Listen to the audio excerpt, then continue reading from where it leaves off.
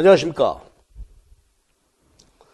예, 우리가 오늘 이제 개강일인데 아직까지 코로나 바이러스 때문에 우리가 만나지를 못하고 있습니다. 여러분도 그립죠? 예, 나도 여러분들이 아무도 없이 강의하니까 분위기가 요새 이상한 것 같아. 혼자서 강의하니까. 예, 근데 여러분들도 이제 첫날 개강이니만큼 새 기분으로 한번 시작을 해봅시다. 근데 하여튼 우리 이제 원래부터 인강으로 수업하시는 분들도 그렇고, 그래서 인강 수업할 때, 동영상으로 수업을 할 때, 제가 이제 그전에도 들은 말씀입니다만 주의해야 될 점이 우선 이제 시간이죠. 시간을 가능하면 우리가 토요일 날 오후에, 토요일 날 오전이죠.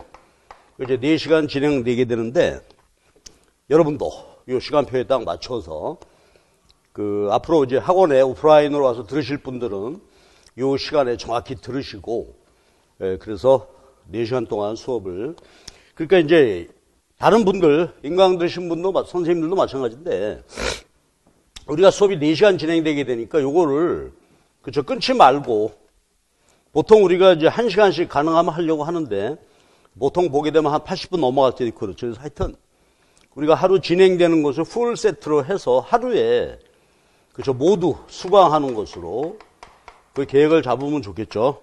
그래서 시간표를 정확히 짜서, 그래서 그 과목별로 종합반 들으시는 분 같은 경우는 이제, 그죠, 4과목, 5과목 쭉 진행이 돼야 되니까 거기 맞춰서 4시간씩 듣고, 그리고 이제 강의 들을 때 제가 부탁드렸던 게, 동영상 들을 때는 중간에 끊지 말고, 그렇죠, 전체 풀, 스트레이트로 한번 쭉 들으시고, 학원에서 수업 듣는 기분으로. 중간에 자꾸 끊게 되면은 수강 시간이 길어지게 되죠.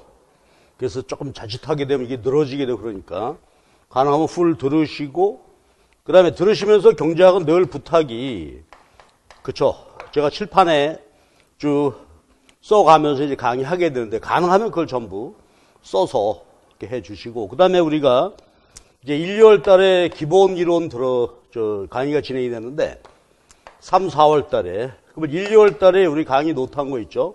그러면 그때 우리가 이제 파일 노트, 끼울 수 있는 노트 했으면 좋겠다 하는 말씀 드렸는데, 1, 2월 달 강의 수강한 부분에다가 요 강의를 끼워 넣어서, 그렇게 이론 정리될 수 있도록. 자, 그리고 이제 우리 나눠드린 유인물을 보시면, 그죠, 첫 번째 유인물에, 거기 우리 상반기에 강의 일정이 그렇게 됐죠? 그래서 1, 2월 달에는 이제 기본 이론, 3, 4월, 이번 달에 심화 이론, 그래서 우리가 기본 이론에서 다루지 못한 부분까지 해서 이론을 하여튼 3, 4월까지 마무리하도록 하겠습니다. 그러니까 여기서는 이제 기본 이론, 그 다음에 경제학을 이제 처음 하시는 분들은 1, 2월부터 들어야 되겠고, 혹시 이제 1, 2월 강의 수강하지 않고 3, 4월 강의를 듣는 분들이라면 기본 정리가 돼 있어야 되죠. 혹시 그게 아직 미흡하다 싶으면 1, 2월 강의를 같이 병행을 해서 미리 듣고, 진로 나가는, 해당하는 부분에서 미리 한번 들으시고, 그 다음에 요 3, 4월 강의를 들으시기 바랍니다. 근데 지금 어떻게 되는지 모르겠는데, 3, 4월 강의 들으시는 분들이 1, 2월 강의를 동영상을 무료로 제공하는지, 그거는 제가 잘 모르겠는데, 제가 한번 알아보고, 가능하면 1, 2월 강의를 수강할 수 있도록 그렇게, 예, 말씀을 드려보도록 할게요.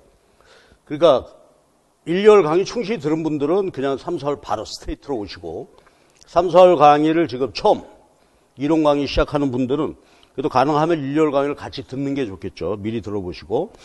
자, 그 다음에 이제 우리 이중우 교수님 경제 원론이죠. 작년에 우리 수업하면서 찍어 놓았던 촬영이 있는데, 요거는 여러분에게 제공해 드리도록 하겠습니다. 5, 6월까지. 그러니까 우리가 이제 경제 원론은 가능하면 한 2회독 정도는 하는 게 좋죠. 그래서 경제 원론 강의는 진도별로 쭉 하면서 그 책을 한번 읽어보는 게 좋습니다. 이렇게 하시도록 하고, 그래서 그 다음에 거기 관련된 유인물은 우리 그 경제 원론, 여러분들 우리가 보는 이제 원론책이 되게 이인공조, 이준 교수님 책, 그다음에 맹큐, 그다음에 삼인공조, 김대식 교수님 책 이렇게 돼 있는데, 거기를 거기 맨 왼쪽 칼럼 보게 되면은 우리 교재죠. 우리 사용하는 교재, 그거하고 순서를 맞춰서 거기 정리해 놨으니까 거기 한번 살펴서 근데 책이 이제 미시 부분은 거의 비슷한데, 이제 거시 부분 되게 되면 이제 순서가 막 이렇게 좀 책마다 다르죠. 그래서 그 부분을 참조하셔서 각자 가지고 있는 기본서, 그걸 같이 병행해서 한번 그 진도 나간 만큼 꼭 읽어보시기 바랍니다. 근데 경제 원론 읽는 것은 굉장히 중요하죠. 그래서 우리 교재는 요건 사실은 서브노트죠. 강의 또한 이론의 핵심만 정리한 것이기 때문에 같이 한번 보시면 좋을 것 같습니다. 자, 그리고 이번 달에 이제 우리 여러분에게 보충 유인물은 매일 미시경제학 이제 4회 진행되게 되는데 거기 진도별 핵심 주제 그 문제를 제가 여러분에게 드렸습니다. 그래서 거기 보면 이번에 미시경제학 핵심 주제 첫 번째 오늘 강의할 내용 연습 문제 제가 드렸는데 14문제입니다. 14문제 정도 풀 수 있겠죠. 그러니까 수업을 들으시고 복습하고 그 다음에 문제 풀이를 반드시 하시기 바랍니다. 반드시. 왜냐하면 요걸 이제 연습 문제를 같이 쭉 풀어서 보는 게 해당되는 부분의 이론을 정리할 수 있게 되겠죠. 꼭 풀어보시기 바랍니다. 해설은 내가 가능하면 자세히 붙여놨으니까 그 뒤에 한번 보시고요. 근데 문제를 풀 때 가능하면 먼저 해설 같이 보지 말고 먼저 문제 한번 풀고 이거 내가 접근할 수 있느냐 한번 쭉 문제 자체를 먼저 한번 쭉 보신 다음에 그 다음에 해설 참조해서 공부하시기 바랍니다. 그 다음에 거기 보면은 이제 6번 문제 그 다음에 11번 14번 이렇게 해가지고 서술형 답안 작성 해놨죠. 그러니까 계속해서 이렇게 할 거예요. 그러니까 매주 연습 문제를 드리고 한 3문제씩 뽑아가지고서 서술형 답안 작성 해보시라. 요거는 마음 먹고 답안 작성을 한번 해보시기 바랍니다. 근데 답안 작성은 우리가 긴 문장은 아니잖아요. 그러니까 우리 여러분 답안지 1월 달에 보셨죠. 그 1월 답안지에 그 스페이스를 의식을 해가면서 답안 작성을 한번 해보시기 바랍니다. 그러니까 평소에 우리가 3, 4월 달 쭉 해보고 5, 6월 이렇게 진행이 되게 되면은 그러면 그 서술형 우리가 답안을 써야 되니까 그 연습도 충분히 될 수 있을 것 같아요. 근데 연습을 할 때 이제는 글씨 같은 것도요.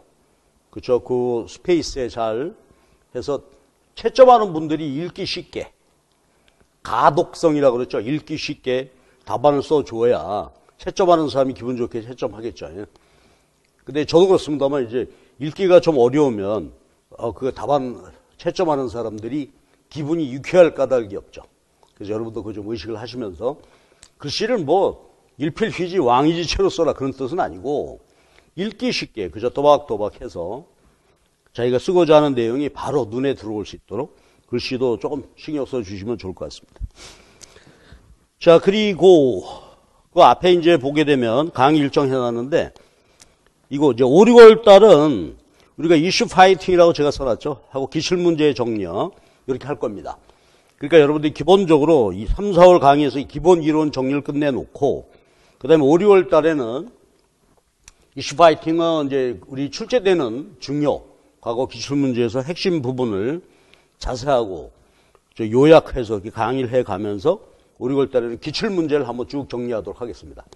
근데 기출문제는 이제 우리 시험제도가 개편이 돼가지고 2014년서부터 되는데 그 전에도 문제들이 있죠. 그 전에도 주관식, 객관식이 있어가지고 그 전체 풀 세트를 전체적으로 한번 다뤄보도록 하겠습니다. 근데 5, 6월 달은 이제 그때 가서 우리가 하도록 하고요. 3, 4월은 하여튼 이번 달에는 경제 이론, 기본 이론을 완벽하게 정리한다 하는 기분으로. 이론 정리가 여기서 더 늦어지게 되면 여러 가지 스텝이 꼬이게 되죠. 그래서 여러분들이 복습 열심히 하시면서 정리하시기 바랍니다. 그런데 이제 마지막 한 가지만 더 말씀드리면은 강의 들을 때 반드시 노트 해달라. 책에다가 밑줄 긋고 뭐 간단히 요약하고 그거 적극적이지 않은 방법이죠. 그래서 적극적으로 노트. 경제학은 어차피 그림으로 이해가 돼야 되고 답안에는 그림 필요 없지만 이론 이해하는 데는 그림이 보조수단으로 중요하죠. 그 다음에 또 보면 우리가 지난 1월 달에 기출문제 드렸었는데 기출문제 보면 계산문제입니다. 미시경제학이 거의. 그래서 계산문제 연습 꼭 필요하니까 노트 꼭 칠판에 제가 쓰는 대로 한번 같이 노트 정리하시면서 보시기 바랍니다. 자, 그래서 우리 각오를 이제 새롭게 하면서 시작을 해봅시다. 하여튼 3, 4월에 이론 정리 끝이 돼야 돼요. 근데 경제 이론이 참 방대하죠. 네, 그러니까 좀 스피디하게 1, 2월달 강의됐던 내용은 빨리빨리 이제 스쳐 지나가면서 이론 정리를 하도록 하겠습니다. 자, 그럼 이제 1장 경제 문제, 경제 체제 하는 그 부분은 경제 문제가 뭐냐? 순편이 극대화하다. 그렇죠? 경제적 효율성은 편익은 최대로 하고 비용을 최소로 하는. 그래서 그게 15페이지 보면은 그렇죠? 경제 원칙, 경제적 효율성, 요것의 개념 이런 건 이제 한번 봐주시고요. 그 다음에 이제 경제학에서 비용은 기회비용하고 매몰비용 두 가지 비용이 있었죠. 요거 한번 정리하시고요.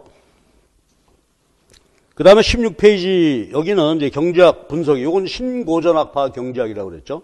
우리가 흔히 얘기하는 자유주의 경제학입니다. 시장 경제. 그러니까 요즘 이제 사회적으로 얘기할 때 당신은 시장 경제 체제를 옹호하느냐, 거기에 대해서 의미가 있다고 생각하느냐, 그에 따라서 뭐 좌파냐 우파냐 구분한다. 뭐 그런 말이 많이 있죠. 요거는 이제 철저하게 신고전학파 경제학, 자유주의 경제학입니다. 시장 수요 공급 이론, 여기서 보는 경제학적 사고의 기본 개념. 그래서 이기심이다. 근데 모든 분석은 한계 원리에 의해서. 그러니까 편익과 비용 분석할 때 한계 편익, 한계 비용이죠. 뭐 그런 개념. 그 다음에 모든 선택에는 비용이 필요하다. 그 다음에 뭐 시장이 모든 문제 해결한다. 근데 시장이 완벽할 수는 없다. 시장 실패. 그럼 이제 정부가 개입해야 되죠. 이런 이제 기본적인 개념들이 있으니까 한번 봐주시고. 그 다음에 그 밑에 개념 다지기 해서 용어 정리죠. 이건 아는 것인데, 예, 다시 한번 확인해 보시고. 그 다음에 이제 경제 체제 문제는 뭐 자유주의하고 자본주의, 사회주의와 자본주의. 사회주의는 계획 경제, 자본주의는 시장 경제. 뭐 그런 이야기입니다. 자, 그 다음에 이제 1장은 이제 그런 내용, 경제 문제에 대한 얘기고요. 2장이 경제학의 방법론이죠. 이것도 이제 신고전학파 경제학의 방법론. 그래서 경제학의 구분, 또 경제 이론의 형성 과정, 또 경제 이론의 오류 가능성이 있죠. 인과 오류, 구성의 오류. 자, 이런 것들을 한번 확인해 보시기 바랍니다. 그러니까 요게 이제 아까 얘기했던 그 경제 원론 한번 이 부분을 쭉 보는 게 중요하다 이거죠. 그래서 다시 한번 감각을 한번 살려보시고, 그 다음 20페이지는 이제 경제 이론의 표현해서 경제학 공부하기 위한 우리가 이제 그 기본적인 이해이죠. 그래서 경제 이론은 말과 글로 서술적으로 표현하기도 하고, 그 다음에가 이제 수리적으로 표현하죠. 전부 함수로. 그러니까 모든 경제 문제는 우리 전부 함수로 풀죠. 함수라는 말은 수리적으로 정리할 수 있는 관계다. 자, 그래서 요것에 대한 이야기, 여기서 이제 이해하는데 미분, 이런 것들이 아주 중요했었습니다. 그 다음에 이제 수요곡선, 공급곡선 그림. 수요함수, 수요곡선. 공급함수, 공급곡선은, 그렇죠? XY축이 바꿔서, 독립변수와 종속변수를 바꿔서 표현하는 관계. 이런 것들이 되어 있고, 그 다음에 우리 이제 거기 연습문제 25페이지 매 편 뒤에 우리 이제 기출문제 중심으로 내가 모아놨어요. 전체의 기출문제는 아니고 일부 중요 문제는 뽑아놨는데 그거 한번 연습문제 꼭 보시기 바랍니다. 연습문제. 물론 이제 5, 6월 달에는 옛날 90년대 문제까지 포함해가지고 전체적으로 한번 볼 건데 여기서는 아주 기본적인 기출문제 한번 확인해 본다. 그 일부 이제 기출되지는 않았습니다만 필요한 주제는 연습 문제에다가 매 챕터 다뤄놨으니까 이번 3, 4월 달에는 여기 문제는 꼭 한번 풀어보시기 바랍니다. 그런데 거기 밑에 정답과 해설 해놨는데 이거 막아놓고 한번 생각해 보시기 바랍니다. 보지 말고. 그러니까 모든 문제, 연습 문제 푸실 때 가림막 있죠. 이렇게 하얗게 카드나 뭐 이렇게 만들어서 가려놓고 문제를 한번 집중적으로 생각해 보시도록. 자, 그럼 이제 우리 수업은 이제 유닛 2 우리 페이지로 26페이지죠. 이제 두 번째 우리가 보통은 이제 2편 한데 여기 영어로 우리가 출판사에서 유닛 2 이렇게 달아주셨어요. 이것도 좋은 표현인 것 같아요. 두 번째 유닛이다. 여기서는 이제 경제학의 기본 개념이죠. 수요 공급 이론. 3장의 수요 공급, 4장 탄력도, 5장 응용 그렇습니다. 그런데 우리가 보면 이제 수요 공급 이론 말씀드렸고요. 탄력도 얘기하는데 5장, 실제 시험 출제되는 것은 5장이죠. 챕터 5. 수요 공급 이론 응용. 근데 우리 1, 2월 강의는 여기를 말씀드리지 않았어요. 그래서 우리는 오늘은 이제 3장, 4장 간단하게 빨리 한번 쭉 살펴보고 이제 5장, 우리가 1, 2월 달에 수업하지 못했던 5장 중심으로 수업을 하도록 하겠습니다. 자, 다시 한번 부탁합니다. 수업 들으시면서 노트 하시도록. 자, 그럼 이제 유닛 2의 수요 공급 이론에 대한 개념인데, 여기 수요 공급 이론이죠. 그럼 이제 아까 얼핏 얘기했던 게 뭐냐면, 우리 신고전학파 경제학, 자유주의 경제학에서는 모든 경제 문제, 이거는 시장에서 해결하는 것으로, 그렇죠? 그래서 경제 문제도 하게 되면 크게 나누면 두 가지요. 자원 배분 문제와 소득의 분배에 관한 문제였죠. 자원 배분, 희소한 자원을 사용해야 되는 문제니까 어떻게 하면 효율적으로, 그래서 자원 배분 효율성, 소득 분배, 우리도 이제 생산에 같이 참가하잖아요. 분업화 세상이니까. 그랬을 때 열심히 같이 협조해서 생산했는데 결과물, 분배를 어떻게 할 것인가. 근데 분배는 가능하면 공평. 우리가 경제 원론에서 말할 때 공평은 균등이죠. 그러니까 두 가지 경제 문제 하게 되면 자원 배분은 효율적으로 이루어지면 좋겠고 분배는 가능하면 균등하게. 그런데 희소한 자원의 배분과 부족한 소득 분배가 전부 다 어떻게 돼요? 시장에서 이루어지게 되죠. 그럼 시장이다 하게 되면 크게 생산물 시장이 있죠. 그 다음에 생산 요소 시장이 있죠. 그래서 레이버, 캐피탈, 토지 등 자연 자원, 요소 시장. 그럼 요 수요 공급입니다, 모두. 그래서 거래량이 결정이 되고 가격이 결정이 되고.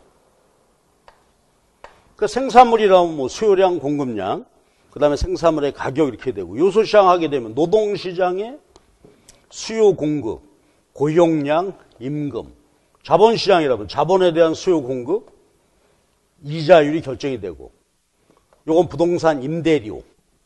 그러니까 모든 문제가 다 시장에서 결정이 된단 말이야. 미시경제학에서는 주로 요 시장을 다루게 되고, 거시경제학 가게 되면 어떻게 되죠? 그렇죠. 생산물 시장의 수요 공급에 영향을 주는 게 금융시장이죠. 금융시장에서 이자가 결정이 되죠. 예? 요거 자본시장입니다. 그래서 요걸 별도로 잘 봐야 되겠죠. 그래서 이자율이 생산물 시장 영향을 미치는 정도 봐야 되겠고, 또 경제학에서 보는 것이 외환시장이 되겠죠. 개방경제니까 외환시장에서 외환 거래에 의해서 환율이 결정이 되게 되고. 자, 그래서 이제 모든 문제들이 다 수요 공급으로 이렇게 결정이 된다. 수요 공급에 의해서. 그러니까 이게 계획경제하고 전혀 다른 거죠. 계획경제. 사회주의 경제하고 다른 것이 시장에서 자기 알아서 소비하고 생산 공급하고 이루어지는 것입니다. 모든 경제 문제가 시장에서 이루어진다고 보는 것이니까. 그럼 3장에서는 요 수요 공급에 대한 기본 개념이었죠. 그러니까 우리가 요 설명을 할 때는 생산물 시장을 중심으로, 그렇죠, 수요 공급 개념 정리하고 하는데, 여기서 이 개념은 요소 시장도 다 마찬가지고, 그렇죠, 금융시장, 외환시장도 다 수요 공급에 대한 기본 개념 본다. 그래서 여기서 수요 공급에 대한 기본적인 개념을 공부했었는데, 자, 근데 이제 시장이 중요한 것은 시장이 어떻게 돼요? 시장은 자율적으로 만남의 장소죠. 제발로 와서 사고 팔고 그 과정에서 가격이 결정이 되니까 시장을 대표하는 것은 바로 가격이 되죠. 그러니까 시장기구, 가격기구 같은 말입니다. 그래서 먼저 이제 시장에서 결정되는 가격에 대한 간단한 설명이죠. 시장에서 결정되는 걸 우리가 절대 가격이라고 그러죠. 시장 가격입니다. 그리고 두 상품의 가격, X제 시장 가격, Y제 시장 가격. 그죠. 이게 이제 시장에서 결정이 되게 되면 요 두 개 관련돼서 보는 것이 상대 가격이죠. 그러니까 두 상품의 절대 가격을 서로 나눠본 게 상대 가격입니다. 그 상대 가격에 의해서 이제 요소도 고용하고 생산물도 소비하고, 그래서 우리가 시장에서 가격 결정되고 상대 가격. 그래서 요 가격 두 가지 개념에 의해서 자원 배분 자율적으로 이루어지게 되고 분배도 마찬가지죠. 그래서 가격에 대한 개념 시장에서 결정된다. 그리고 두 상품의 가격 나눠본 것이 상대 가격이다. 이것이 이제 우리가 의사결정을 할 때 핵심이 되는 것이죠. 그때 나올 때 우리가 보기로 하고. 그러면 가격이라고 하는 것은 시장에서 수요 공급에 의해서 결정이 되는데 수요라는 개념이죠. 아까 말씀드렸듯이 꼭 뭐 생산물뿐만이 아니라 요소도 마찬가지고 금융시장, 외환시장 다 마찬가지죠. 수요. 예, 개념을 우리가 쭉 봤었는데 수요는 사고 싶은 마음이죠. 그러니까 소비 수요다 하게 되면은 계획된 거죠. 아직 실제로 경제 행위가 이루어진 거 아니라 그랬어요. 그리고 요거를 뭔가를 사야 되겠다 하는 계획, 요거는 두 가지로 분석이 됐었죠. 수요량과 수요. 그래서 수요량이다 하는 것은 일정 기간 주어진 가격, 사고 싶은 최대 수량이다. 그래서 그 개념이죠. 수요량 그래서 수요 요것은 유량, 기간이 정해져야 되고 얘는 일정 가격에서 사고 싶은 맥시멈 퀀티티다. 그래서 그림으로 표현됐었죠. 이렇게.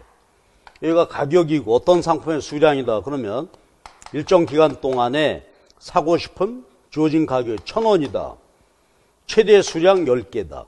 한 점이 수요량이고 모든 가격에 수요량이 쭉 있겠죠. 요 전체 개념이 수요. 그리고 요거를 그렇죠. 개별 소비자 수요량, 전체 수요량의 계열이 수요. 그리고 그걸 그린 게 수요 곡선이다 그랬습니다. 그래서 요 개념들 봐주시고 그럼 이제 수요 곡선이 디맨드 커브 요거 인디비주얼이죠. 개별 소비자의 수요 곡선인데 요거 하나만 확인하고 가십시다. 이게 중요하니까. 그러면 수요 곡선의 의미는 뭘까? 두 가지죠. 유량이니까 일정 기간이죠. 예를 들어서 일주일이다. 기간이 정해져야 되고요.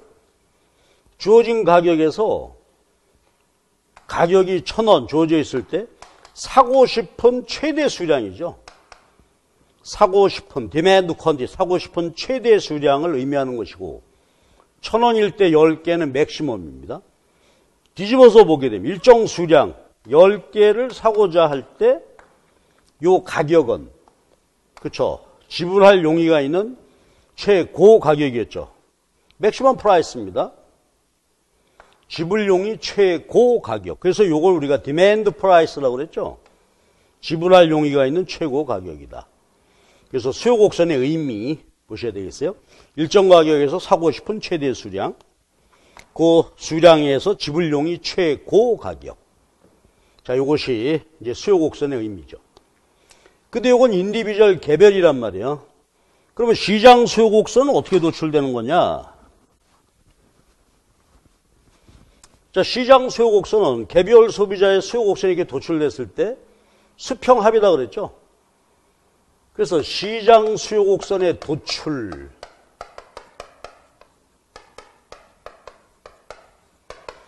시장 수요 곡선의 도출. 자, 요게 이제 우리 수업 1월 달에 하지 않았던 개념인데, 요거요, 우리 교재 예를 가지고서 정확히 해야 되는데, 자, 먼저 거기 밑에 그 31페이지에 예제 가지고서 한번 볼게요.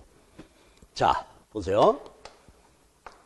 인디비주얼, 어떤 개별 소비자의 수요 함수가 주어져 있다. 100 빼기 0.5의 P. 그럼 일정 가격에서 어떤 개별 소비자, 인디비주얼이다. 예를 들어서 10원이면 어떻게 되는 거예요? 10원이면 0.5니까 5개. 그럼 빼니까 95개. 이게 나오겠죠? 그러면 마켓 디맨드, 전체 시장 수요 곡선을 어떻게 구할 것인가 하는 얘기인데, 예를 들어서 모든 개별 소비자들이 동일한 수요를 갖는다. 동일한 수요를 갖는다. 그런 소비자들이 N명이 있다. N명이 있다. 그럼 어떻게 구하면 될까요, 요거? 자, 조금 전에 얘기했듯이 가격이 주어졌을 때 개별 소비자의 수요량, 그런 소비자가 N명이 있다. 그러니까 어떻게 될까요? 일정 가격 개별 수요량 곱하기 소비자 숫자 하면 되겠죠. 그런데 개별 수요량이 이렇게 주어져 있잖아요. 100 빼기 0.5의 P.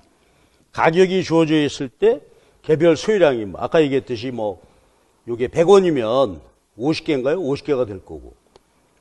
그런 소비자가 N명이다. 그럼 예를 들어서 2명이다. 그러면 어떻게 돼? 2를 곱하면 되는 거죠. 2를 여기다 곱하면 된다. 그러니까 미리 그냥 해볼까요? 2명이면 그대로 곱하시면 되죠. 200 빼기 0.5. 1 되겠죠. 이게 마켓 디맨드 펑션입니다. 자, 이게 소비 수요 함수가 되는 거죠. 그래서 동일한 수요 함수를 갖는 여러 소비자가 있다. 개별 수요량 여기에다가 숫자를 곱해서 구하면 된다 하는 이야기고. 자, 연습 하나 할까요? 근데 경제학에서 우리가 그림 그릴 때 앞에서도 많이 했습니다만 수학적 관행으로 보면 여기가 가격이 되고 여기가 수요량이 되는 거죠. 이렇게. 그렇죠? 이렇게 그림을 그려야 되는데 근데 우리가 경제학 분석에서는 여기다가 수요량을 표시하고 여기가 가격이죠. 그럼 수학적으로 보면은 경제 이론으로 보면 가격이 독립변수란 말이에요. 그러면 그림을 이렇게 그려야 되죠. 독립변수가 수평축에 그려지니까. 그렇죠? y 이퀄 fx 하게 되면 x가 독립변수 수평에 그리잖아요. 근데 그림은 뒤집어서 그리게 되는 거죠. 그러니까 수요 곡선식은 어떻게 도출할 거냐? 그렇죠? 가격으로 정리해야 된다. 그러면 가격으로 정리해 놓고 그래서 그림을 그려봐야 되는데 자, 이거 알지만 한번 해볼까요? 그럼 얘를 가격으로 정리해야 되니까 0.5의 P가 되고 100 빼기 QID가 되죠. 예. 그러면 요거를 개별 소비자 수요 곡선 그리려면 요 앞에 파라미터를 1로 만들어야 되니까 여기 전체에다 곱하기 2를 해야 되겠죠. 그래서 1로 만들어요. 그리고 100 빼기 Q 잠깐만요. 네, 2Q가 돼야 되겠네요. 그쵸? 2Q가 돼야 되지. 이걸 가격으로 정리해야 되니까. 그러면은 잠깐만요. 이게 왜 이렇게 됐어? 자, 그냥 Q 이렇게 되고 얘를 이제 P로 앞에 만들어야 되니까 전체 2를 곱해야 되죠. 100 빼기 2Q. 그렇죠? 그러면 요거는 인디비저이죠. 개별 소비자의 수요 곡선 식이 되는 거죠. 그래서 요걸 그림 그리죠. 그 절편이 100이고 기울기가 요게 2가 되니까 50.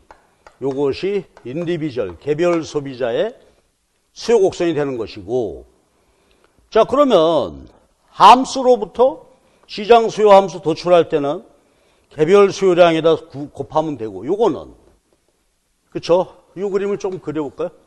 이렇게 돼 있는데 여기가 지금 절편이 50이죠. 여기 절편은 100이고 그러면 이제 소비자가 2명이다. 그럼 어떻게 될까? 100원 이상이면 어떤 소비자도 소비하지 않죠. 100원일 때는 아무도 소비 안 해. 근데 가격이 제로일 때는 한 사람이 50개죠. 그럼 2명이 되면 어떻게 될까요? 공짜로 소비하세요. 한 명이 50개, 2명이라 그러면 여기가 100개가 되고 3명이면 150이 되죠. 그럼 보세요. 개별 소비자의 수요 곡선이 이렇게 도출이 됐어요. 함수로부터 곡선식이 도출이 됐으면 이거 디맨드 커브죠.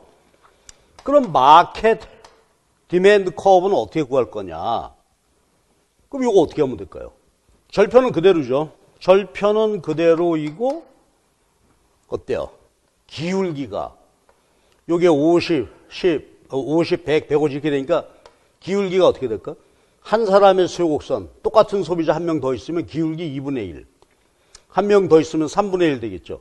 그래서 개별 소비자의 수요 곡선이 주어져 있을 때 기울기 소비자 숫자만큼 기울기가 완만해지게 되는 거죠.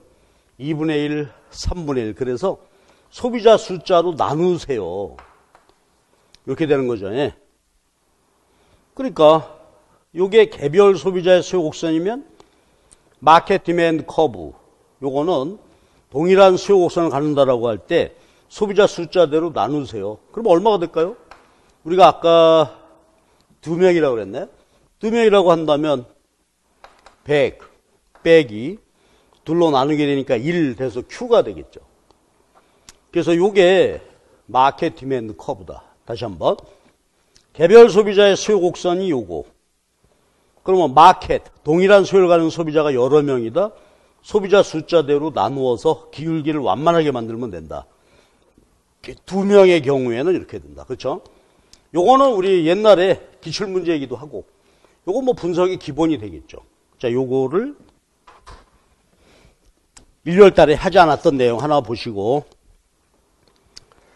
자, 그 다음에 이제 이어지는 주제는 수요량 변화, 수요 변화죠. 수요량 변화는 수요 곡선 상의 변화, 가격이 변화해서 변하는 거고, 수요 변화는 여건 변화죠. 예, 가격 말고 수요에 영향을 주는 것들이 쭉 있죠. 그래서 여건이 변화하게 되면 수요가 변화해서 좌우 이동, 수요 증가. 책에서는 수요 증가고요. 물론 이제 감소, 왼쪽으로 이동할 수도 있겠지. 수요량 변화, 수요 변화의 개념이고. 그러면 그 다음 32페이지가 수요 변화 요인이 있겠죠. 수요 변화 요인. 예, 그래서 소득, 관련 상품의 가격, 기호, 소비자의 예상, 가격 예상, 소득 예상, 소비자 숫자 이렇게 있었죠. 그래서 그게 정리해 놓은 게 33페이지 안에 박스죠.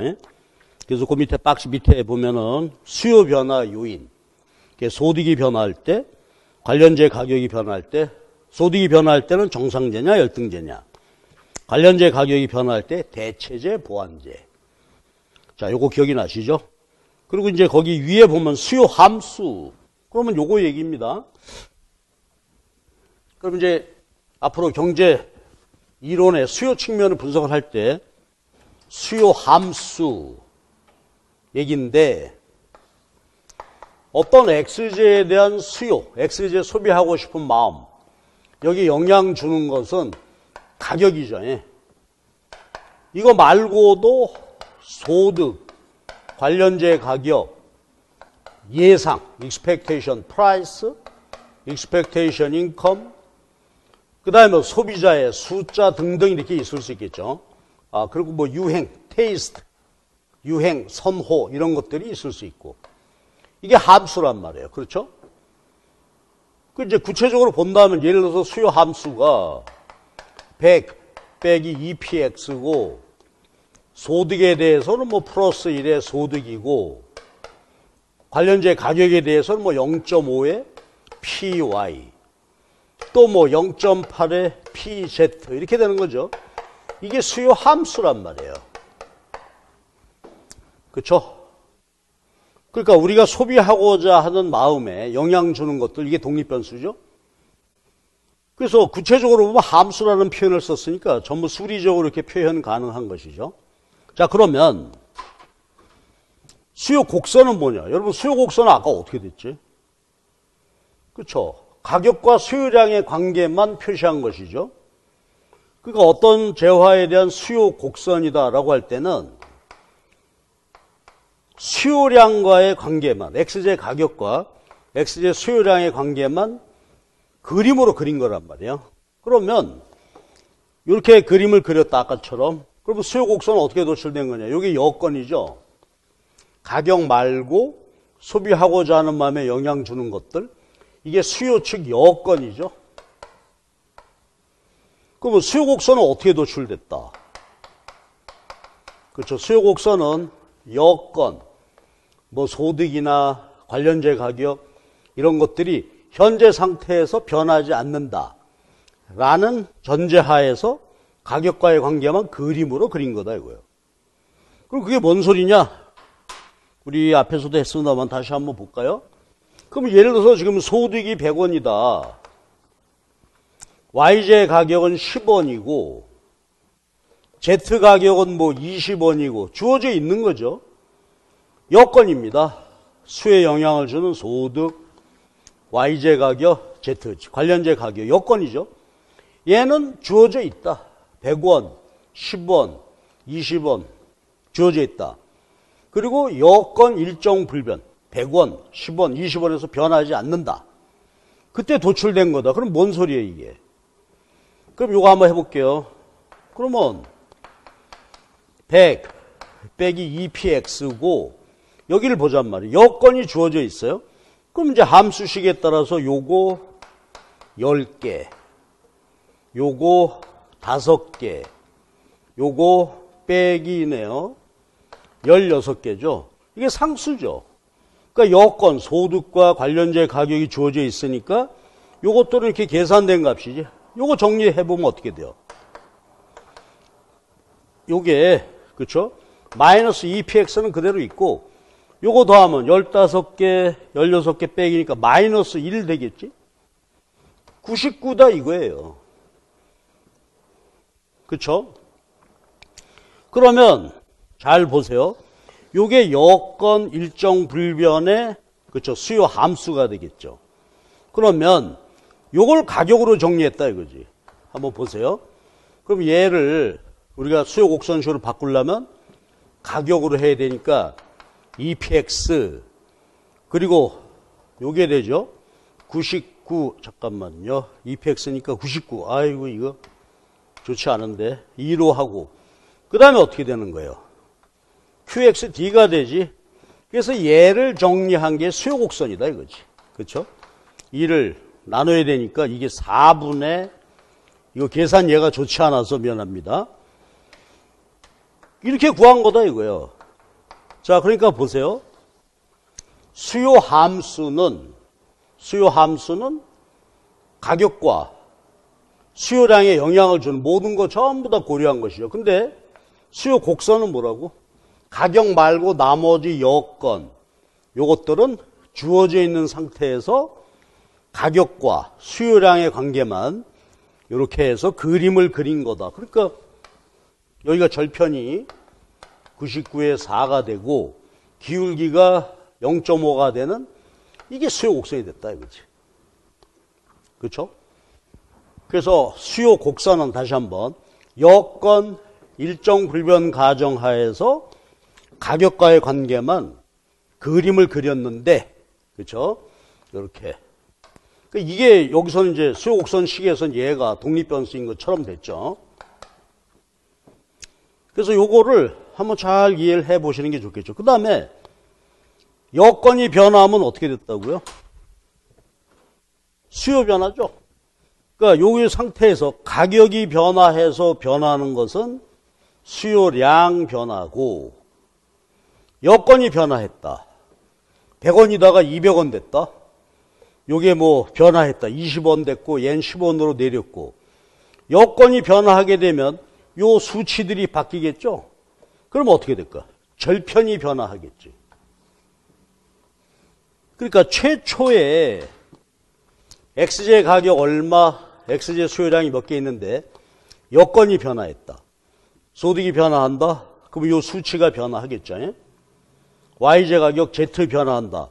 요것이 변화해서 절편이 변화할 거란 말이에요. 절편이 변화하게 되니까 좌우로 보면 그렇죠. 이게 수요 변화가 되는 거지.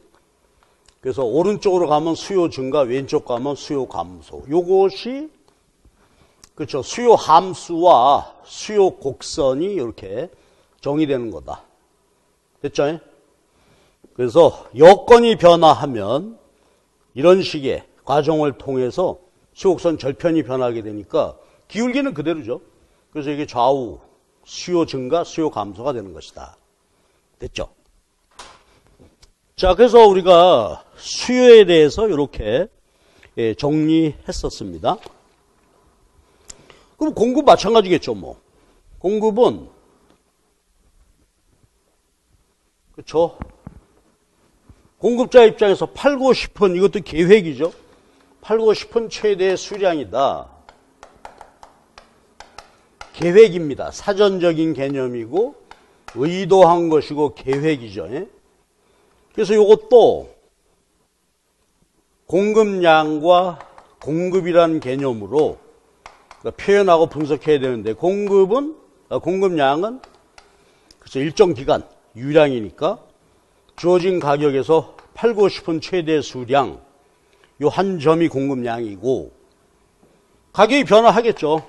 그때 팔고 싶은 최대 수량이 변화할 거고, 그럼 요 시리즈가 공급이지. 한 점은 공급량, 공급. 그리고 이것도 그림으로 연계를 넣으면 여기 인디비절, 개별 공급자의 공급 곡선이다. 그쵸? 자, 여기가 수량이고 가격입니다.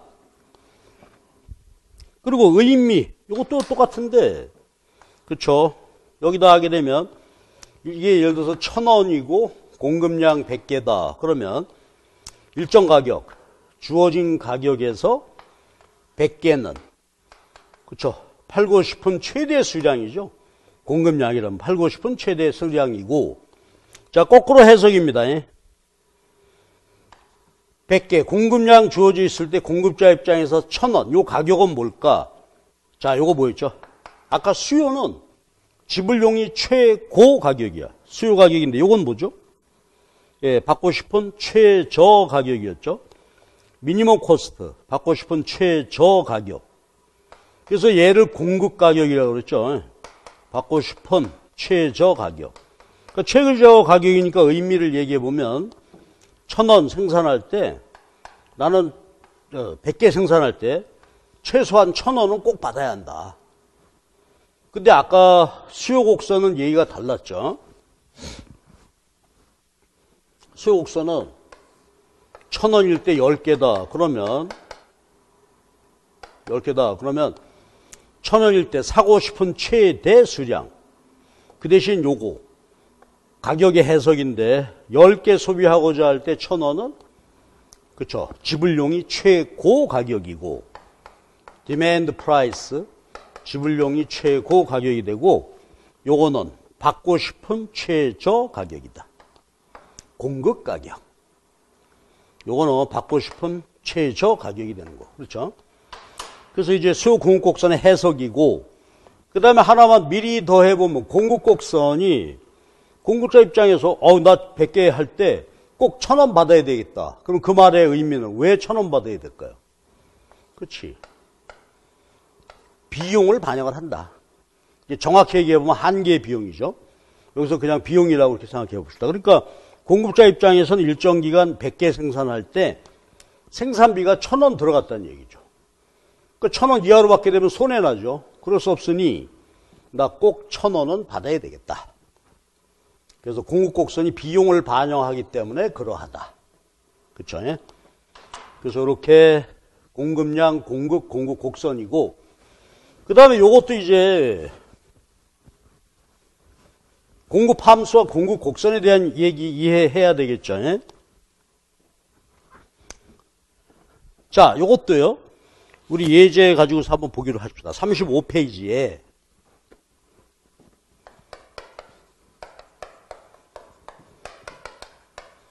시장 공급 함수, 시장 공급 곡선에 대한 얘기인데 이것도 예제 한번 볼게요. 먼저 공급 함수, 인디비주얼 5 플러스 0.25의 P다.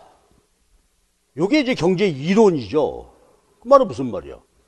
가격이 독립변수죠. 그러니까 공급량은 가격에 의해서 결정이 되어진다. 함수인데 이게 그려지는데 이번에도 그죠? 동일한 공급 함수를 갖는 공급자 숫자가 예를 들어서 여기서도 n명이다. 이렇게 해보자 이거지? 그럼 이것도요.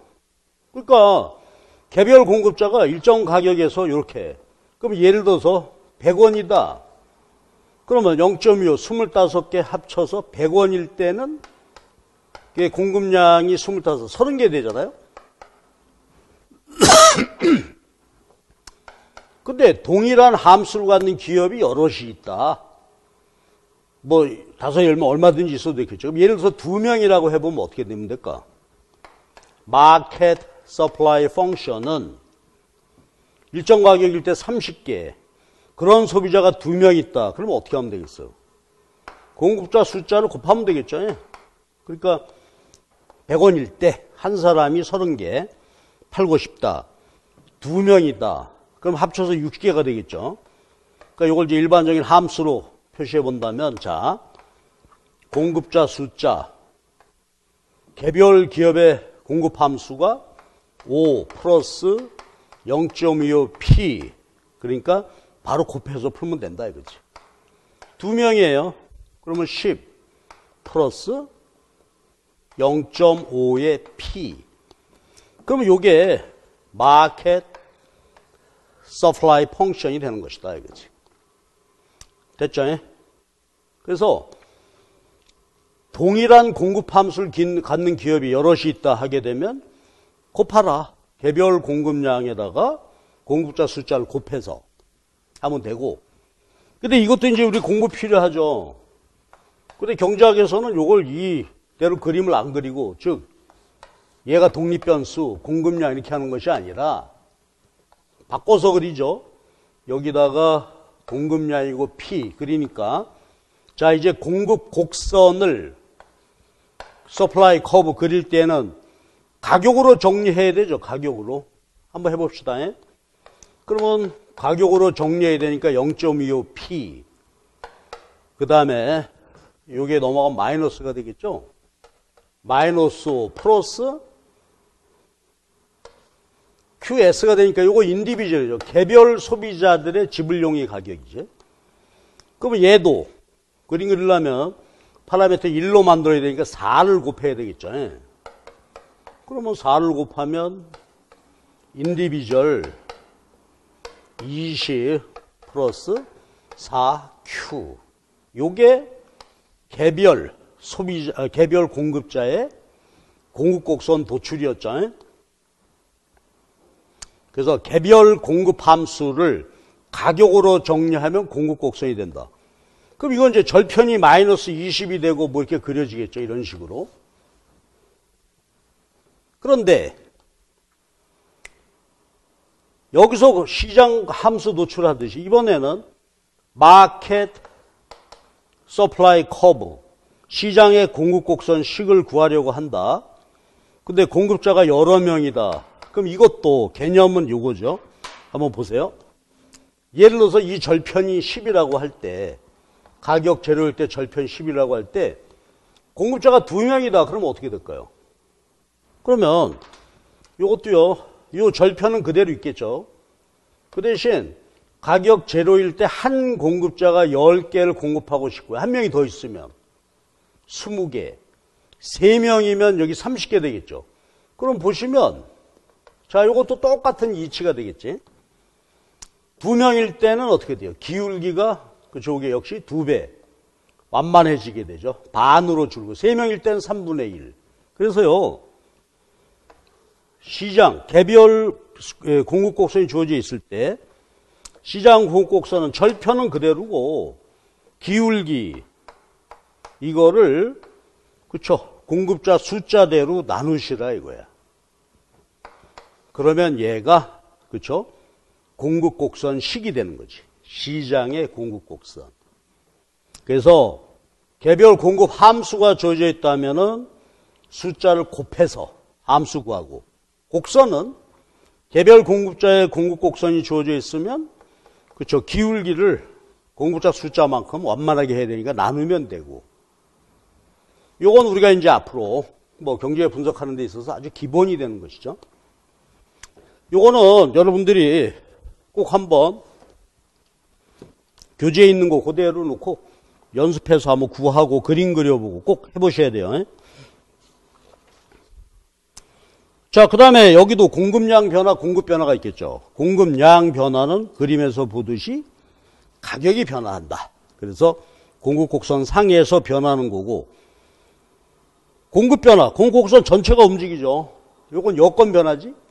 가격 말고 공급에 영향 주는 요인들, 그게 변화하면 공급이 변화한다. 그랬을 때 우리가 앞에 얘기했죠. 공급 곡선이 의미하는 것이 비용 곡선이니까 여건 변화.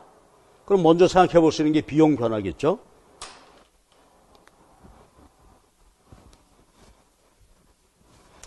자, 그래서 이제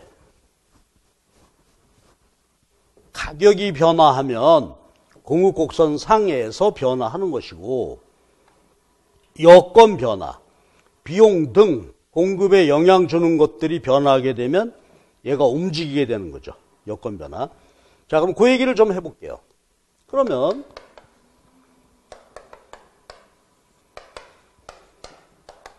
아까 했던 거 똑같은데 공급 함수입니다. supply function은 가격, 그렇죠? 그 다음에 비용과 관련되는 요인들이 있죠. 비용. 그게 보게 되면 이제 요소 가격, factor price. 그럼 요소 아까 3요소 했으니까 노동, 자본, 토지 등 자연 자원 가격이니까 노동의 가격은 임금이었죠. 예? 자본의 가격은 이자, 요건 렌트, 임대료. 이게 변화하거나, 그 다음에 뭐 일반적으로 각종 원자재 가격이 있겠죠. 원자재 가격이 변화하거나, 요소 가격 안에 이게 변한다. 자, 그 다음에 이제 중요한 게 기술 수준, 기술 변화. 테크놀로지. 기술은 요거는 우리가 요소 절약 현상이라고 그랬죠. 예? 그 기술이 진보했다. 그 말은 똑같은 생산량을 생산할 때 요소 투입량을 줄일 수 있게 되었다. 그러니까 투입량이 줄었으니까 당연히 비용이 감소하겠죠. 그 다음에 세금, 기업에게 주는 보조금, 서브시디 등등 요게 비용 요인이 있었고, 그 다음에 이제 기타 등등 또 있겠죠. 공급에 영향 주는 것들이 여기서도 관련, 재화의 가격, 공급 측면에서 관련제. 그 다음에 이제 여기 영향 주는 것들이 그렇죠. 공급자 숫자가 있을 것이고, 가격 예상이 있죠. 여기도 가격이 오를 것 같으면 공급자 입장에서 나중에 팔고 싶죠. 공급을 줄일 거고. 자, 이런 내용들이 있었고요. 그 다음에 공급자 숫자입니다. 기타 등등. 자, 그러면 아까 수요 함수와 수요 곡선 그림 얘기했었는데, 여기서 이제 바로 갑시다. 자, 보세요. 그러면 공급 곡선은 어떻게 된 거예요? 공급 곡선은, 그렇죠? 가격과 공급량의 관계만 그림을 그린 것이죠. 아까 했던 것처럼. 근데 공급에 영향을 주는 것들이 기타 등등 요인들이 많이 있단 말이에요. 그래서 공급 곡선을 그렸다.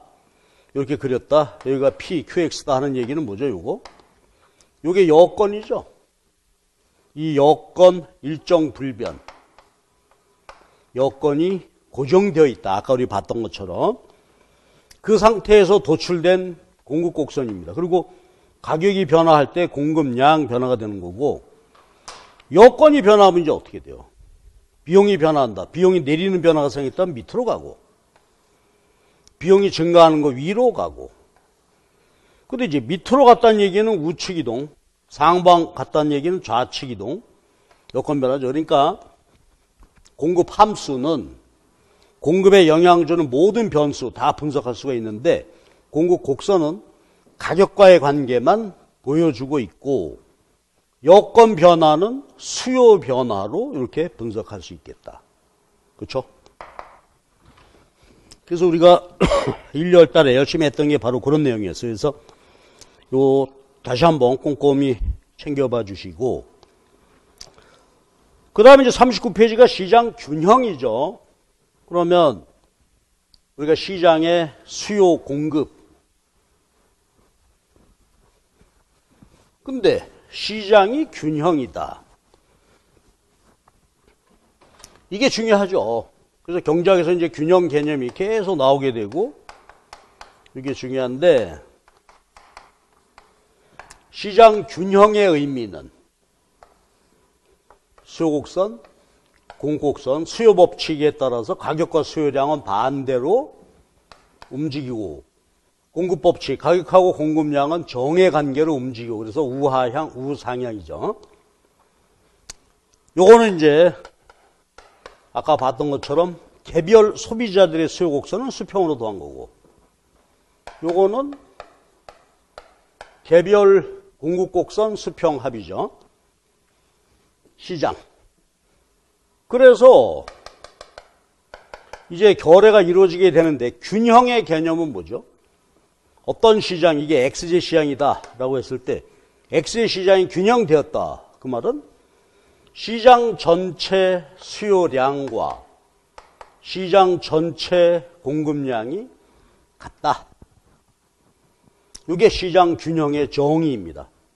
시장 균형이 뭐냐? By definition, 수요량 이퀄 공급량. 이게 시장 균형의 정의이고, 그럼 봐봐. 만약에 시장이 균형되었다. 그럼 요걸 우리가 equilibrium quantity 이렇게 얘기하죠. 균형 거래량. 그러면 시장이 균형되면 균형 거래량이 결정이 되고, 그 다음에 여기 보시면요. 그치? 지금 예를 들어서 시장 균형 거래량이 100개다. 그러면 소비자들 볼까요? 100개 소비할 때 소비자들은 지불용이 최고 가격이죠. 여기. 공급자는 100개 공급할 때 요게 공급 가격이 되겠죠. 그러면 시장 균형량이 100개가 결정이 됐다. 그러면 소비자들은 지불용이 최고 가격. 생산자들은 받고 싶은 최저 가격, 공급 가격인데 당연히 이퀄 되겠죠. 그래서 시장 균형의 오리지널 정의는 수요량과 공급량이 같을 때이고, 그리고 시장이 균형이 돼서 거래량이 되면 그때 가격은 어때? 균형 가격인데 요것의 의미는 소비자들 지불용이 가격하고 생산자 받고 싶은 가격이 서로 같다는 뜻이다. 시장 균형이죠. 자, 이거야 뭐 우리 잘 아는 것인데 이제 균형의 의미를 다시 한번 보는 거예요. 그러니까 우리 지금 생산물 시장이지만 노동시장 균형이다. 그럼 노동 수요 공급에 의해서 고용량과 임금이 결정이 되고, 자본시장이다. 그러면 자본, 고용량, 이자율. 이런 식이죠. 만약에 금융시장이다, 채권시장이다. 그러면 채권 수요 공급에 의해서 채권의 가격 결정되고, 외환시장, 균형, 환율. 이게 결정이 되는 것이죠. 그래서 시장 균형의 개념은 요것이고, 그래서 거기 이제 간단한 예제를 해놨죠. 39페이지에. 요거 풀어보시기 바랍니다. 그래서 시장 균형은 균형 조건 두 개를 활용할 수 있겠죠. 그래서 수요량과 공급량이 같을 때가 균형이 되는 거고, 그 다음에 수요량 공급량이 같으면 어떻게 돼요? 그렇죠? 수요 가격과 공급 가격이 이퀄 되겠죠. 그래서 여기서 수요 함수, 곡선, 그 수리적인 과정을 한번 실제로 풀어가면서 확인해 보시기 바랍니다. 우리 일요일 달에 했었죠. 요거 다시 한번 해보시고. 이게 균형입니다. 그 다음에 40페이지, 이게 중요하죠. 자본주의 시장 경제 아주 핵심인데, 균형이요. 근데 시장이 늘 균형대로라는 법은 없죠. 시장의 불균형. 그럼 보세요. 시장 균형의 정의는 수요량과 공급량이 같을 때이다. 그럼 불균형은 뭘까? 수요량 공급량이 같지 않다. 이렇다. 그럼 이건 어떨 때 이렇게 될까요? 그렇죠? 균형 가격이 이 수준인데 이거보다 어떻게 돼가지고 실제 가격이 높은 거죠. 그러면 시장 불균형이죠. 즉 수요량보다 공급량이 더 많죠. 이런 상태를 우리는 초과 공급. 반대로 시장이 어떻게 어느 한순간에 보니까 시장 균형 가격보다 가격이 싸. 실제 가격이, 시장 가격이. 그럼 같지 않죠, 이거. 이때는 공급량보다 수요량이 더 많죠. 그럼 요거는 시장이 초과 수요 상태다. 요건 시장이 초과 공급이다 하는 얘기죠. 그럼 이거예요. 균형이면 100개, 그리고 예를 들어서 여기가 1,000원이다. 그럼 1,000원 내고 원만에 거래가 되는데 불균형 상태가 되면 어떡할 거냐 이거요. 초과 공급, 초과 수요. 자, 요거 불균형 시장 스스로가 조정한다. 초과 공급, 물건이 남아돌죠. 재고가 쌓이죠. 그러니까 공급자들이 가격을 내리겠죠.